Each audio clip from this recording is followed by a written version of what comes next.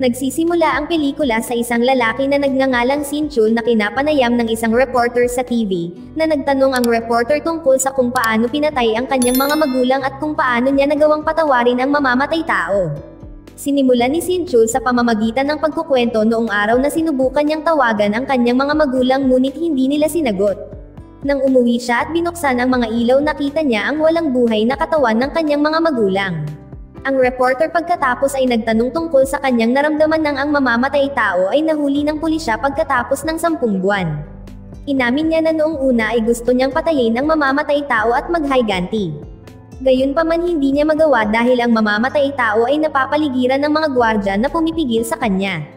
Ibinahagi rin niya na minsan ay naisipan niyang magpakamatay sa kanyang paghahanap ng hustisya. Ngunit nagbago ang kanyang isip nang maisip niya ang mamamatay tao. Sa huli ay napagtanto niya ang pagpapatawad sa mamamatay tao, at magpatuloy sa buhay ang tanging paraan para makahanap siya ng kapayapaan. Habang pinapanood ni Chairman Beck ang panayam, naniniwala siya na si Sinchul ay uma-acting lamang. Dahil ginawa lang niya ang insidente ng kanyang mga magulang nang may kumpiyansa. Samantala sa isang kumpanya ng taxi, dumating si Hana at hinarap ang isang empleyado na nagngangalang Doki, at nagsabi kay Hana na ay parada ng maayos ang kanyang sasakyan bago siya magbigay ng mga sagot, na nagbunsod ng mainit na pagtatalo. Si Sinchul ay namagitan ng marinig ang kaguluhan. Nang makita siya ni Hana, tinanong niya kung sa kanya ang kumpanya ng taxi at kinumpirma niya ito.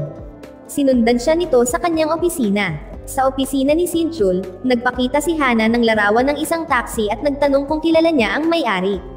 Inamin niya na ang taxi ay pagmamay-ari ng kanyang ama si Hansul. Si Hana ay patuloy na nagtatanong sa kanya tungkol sa kinaroroonan ni Hansul, ngunit si Sinchul ay nananatiling tahimik. Tinaasa ni Hana ang kanyang boses at hiniling na sagutin. Pagkatapos nito sa punong tanggapan ng pulis kung saan si Hana ay pinagsabihan ng kanyang superior para sa kanyang bastos na pag-uugali kay Sinchul. Binigyang diin niya na si Sinchul ay isang mabuting tao at iminumungkahi na si Hana ay personal na humingi ng tawad sa kanya. Sumang-ayon si Hana at lumabas ng silid. Sa kanyang opisina, tiningnan ni Hana ang isang video online na inatake ni Sinchul ang mamamatay tao ngunit napigilan ng mga pulis. Nakaramdam siya ng pagsisisi sa pagiging bastos sa isang taong dumanas ng napakahirap na pagsubok.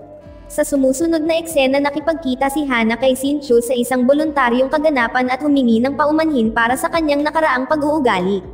Sinabi sa kanya ni Sinchul na huwag mahiya at binanggit na ginawa niya ang kanyang trabaho.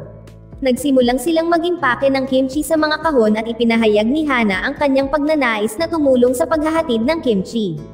Nagpakita rin si Doki na ipinarada ang kanyang taxi sa kakaibang paraan at pinagalitan siya sa kanyang walang ingat sa pagmamaneho at nagmumungkahi si Hana na sumama si Doki, at ang kanyang kasama na si Goyun para ihatid ang kimchi.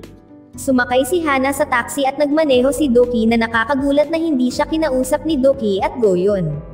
Para mabawasan ang tensyon humingi ng tawad si Hana sa nangyari kaninang umaga at nagpakilalang muli. Sa kasamaang palad walang sumasagot. Sa wakas ay nakarating na sila sa kanilang destinasyon at lumabas si Hana ng taxi na may dalang mga kimchi bag. Nagpapasalamat siya kay Doki sa paghatid. Matapos siyang ihatid si Doki at Goyun ay pumunta sa isang magarbong restaurant para sa hapunan. Kasabay nito isang lalaki na nagbabrowse sa internet na naghahanap ng hindi gaanong masakit na paraan upang wakasan ang kanyang buhay. Na nahihirapan sa mga isyu sa pag-iisip at ang kanyang katawan ay nagpapakita ng mga palatandaan ng mga pasa. Bigla siyang nakatanggap ng isang mensahe mula sa isang kumpanya na tinatawag na luxury taxi na nag-aalok ng tulong upang makapaghiganti sa halip na wakasan ang kanyang buhay. Kinaumagahan ng lalaki na si Junmin ay pumasok sa paaralan, ngunit nakatagpo siya ng mga bully, at nagpasya siyang lumiban sa pag-aaral at tumungo sa tindahan ng kanyang ina. Sa kasamaang palad ay bingi ang kanyang ina at hindi nakakarinig ng maayos. Nahihirapan din siyang magbinta at walang pakundangan na umalis ang isang customer na pinagtatawanan ang kanyang kalagayan. Dahil dito tumawag si Junmin kay Sinchul, ang may-ari ng luxury taxi na naghahanap ng kanilang tulong sa paghihiganti at sinagot ang tawag. Inutusan si Doki na tulungan ang kanilang bagong kliyente na binibigyang diin ang pangangailangang alagaan ng mabuti. Kinabukasan nilapitan ni Doki si Junmin sakay ng kanyang itim na taxi at sinabihan siyang sumakay. Saka nagsimulang magmaneho at nang magtanong si Junmin kung saan sila pupunta. Sumagot si Doki na maghihiganti sila. Sa isang flashback si Junmin na lumipat sa isang bagong paaralan at ipinakilala siya ng guro sa buong klase. Sa oras ng break, isang grupo ng mga lalaki ang dumaan at gumawa ng hindi magandang komento tungkol sa kanya. Sinasabi niyang amoy bulok na isda si Junmin, sinubukang ipaliwanag na tinutulungan niya ang kanyang ina sa kanyang tindahan. Ngunit hindi nakinig ang mga lalaki, sa halip ay sinimulan nila siyang bugbugin at dinala siya sa rooftop. Maya-maya pumunta si Junmin sa opisina ng guro upang magreklamo tungkol sa mga lalaki, ngunit hindi nakinig ang guro at nagmumungkahi na kailangan niya ng oras para makapag-adjust. Nang ang guro ay tinakpan niya ang kanyang ilong at sinabihan si Junmin na maglaba ng kanyang damit araw-araw. Pagkalabas ng opisina ay hinuli ng mga bully si Junmin at hinihiling na malaman kung bakit niya kinausap ang guro. Dinadala nila siya sa isang lugar ng karaoke at minamaltrato siya. Nangangikil din sila kay Junmin bawat linggo at kung hindi siya makabayad ay binugbog siya ng walang awa. Sa isang pagkakataon ay tinulak nila siya sa kalsada at sinagasaan ng motorsiklo ang kanyang mga binti. Natakot at na-stress, sinubukan ni Junmin na pumunta sa istasyon ng pulisya upang magsampa ng reklamo laban sa mga lalaki, ngunit ang opisyal ay tumanggi na irehistro ang kanyang reklamo at hiniling sa kanya na umuwi. Isang araw siya ay umuwi at nakita ang mga bully sa kanyang bahay na nagsasaya sa pagkain na inihanda ng kanyang ina.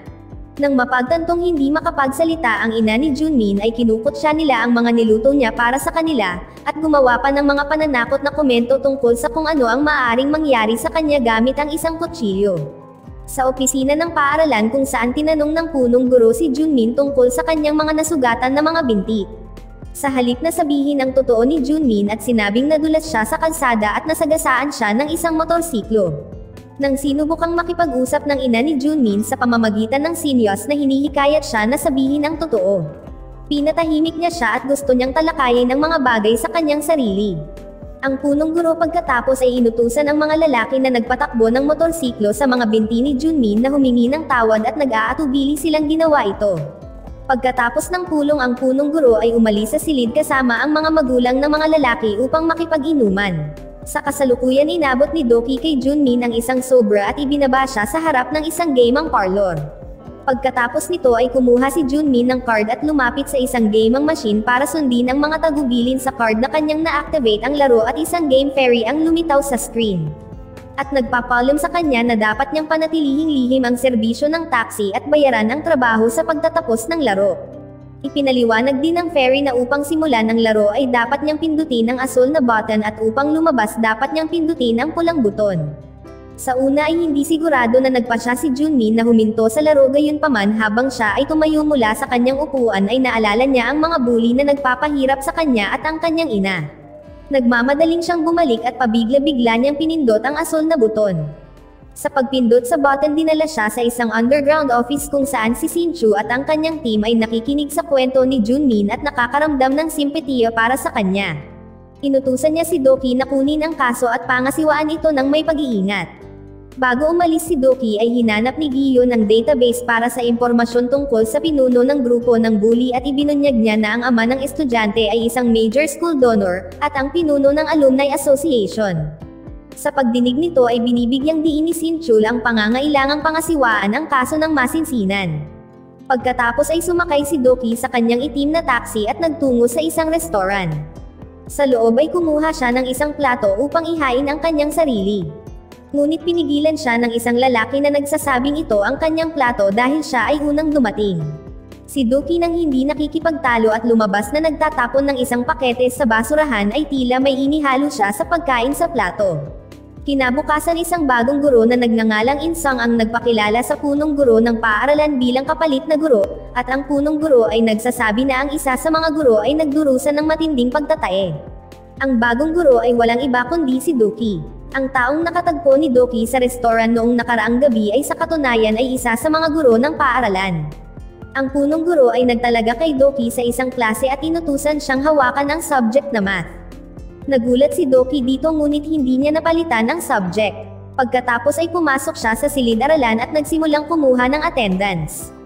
Habang ang karamihan sa mga mag-aaral ay tumutugon sa kanilang mga pangalan. Si Santi at ang kanyang mga kaibigan ay kumilos ng walang pakundangan at biglang umalis sa klase. Nang maglaon habang sinusubukan ni Doki na kumuha ng soft drink sa isang vending machine. Nilapitan siya ng bully group at hinampos siya ng lata. Kinukutya din nila siya na nagtatanong kung may sigarilyo ba siya at sinasabing siya ay pansamantalang guro lamang na hindi kailangang kumilos na parang isang tunay na guro. Humakbang si Sante at sinampal ang kanyang kaibigan, pagkatapos ay sumigaw siya na nagkukunwaring binubugbog ni Doki ang mga estudyante. Bilang pagtatanggol sa sarili, iniabot ni Doki ang kanyang wallet na nagpapahintulot sa kanila na kumuha ng pera mula dito. Sa sumunod na eksena si Sante inutusan ang kanyang kaibigan na si Haksu na kumuha ng ilang mga item para mapabilib ang mga babae sa club. Si Haksu ay sumunod at lumapit sa isang matandang babae na nag-aalok na bilhin ang kanyang basura kapalit ng isang bagay mula sa isang kalapit na tindahan. Pumayag ang babae na tumulong at nang nakuha na nila ang mga gamit ay pumunta sila sa club sa loob ng club at ang kanyang mga kaibigan ay nag-enjoy. At isang masiglang salo-salo kasama ang isang grupo ng mga babae. Nalingid sa kanilang kaalaman ay nandoon din si Doki na nagbabantay ng malapitan, nang biglang may pumasok na malaking lalaki sa kanilang silid at iniabot ni Sante ang isang sobre na may laman ng pera. Nang makita ito ni Doki ay napagtanto na ang mga lalaki ay may kinalaman sa isang bagay na higit pa sa pambubuli sa mga estudyante.